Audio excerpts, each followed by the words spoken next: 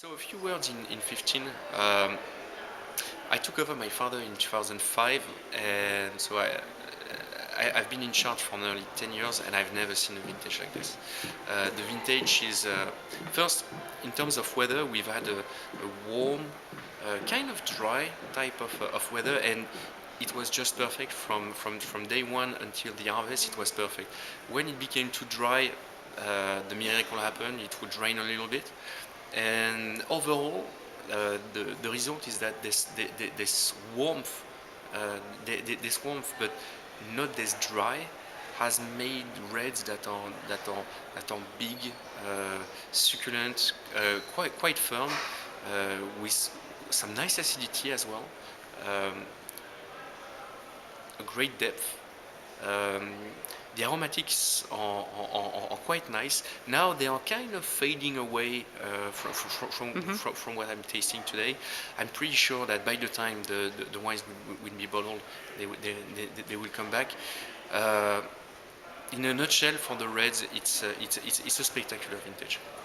And for the as far as whites are concerned, now I was not as optimistic at first, and I got to retaste all the cellar yesterday before coming to London today's tasting, and the result is really good. We were thinking of making wines that were a little too heavy and maybe a little too flabby, and not at all.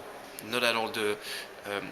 As soon as the malolactics were done, the wines have gained back some freshness, and you'll get pretty much if you've liked the 05 and the 09 in white, I believe that's pretty much what you'll have in your glass.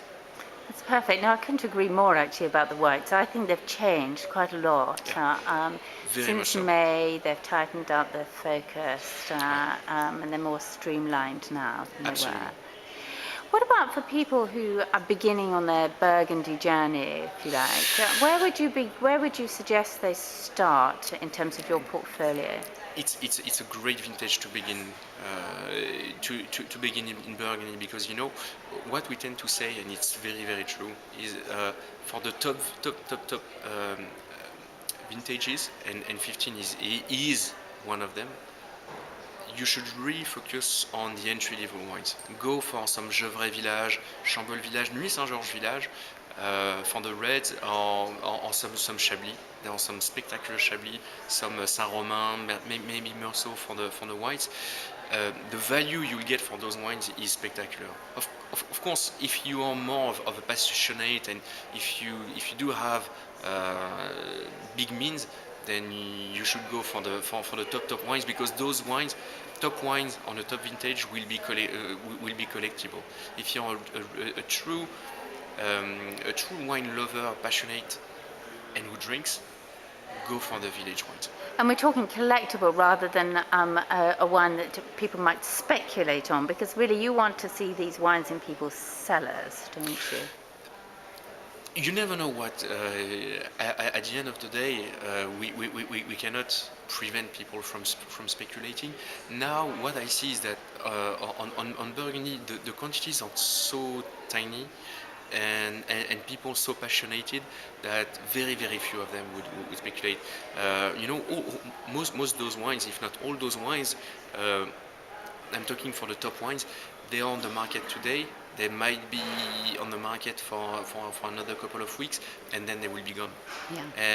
And if you want to find a case later on, they will be very rare, because the people who are lucky enough to buy them now, I don't see them selling them as a profit, because if you're a real wine lover, there's no way you'll find them back again. Yeah, you'll snaffle it and keep it. Yeah. Yeah.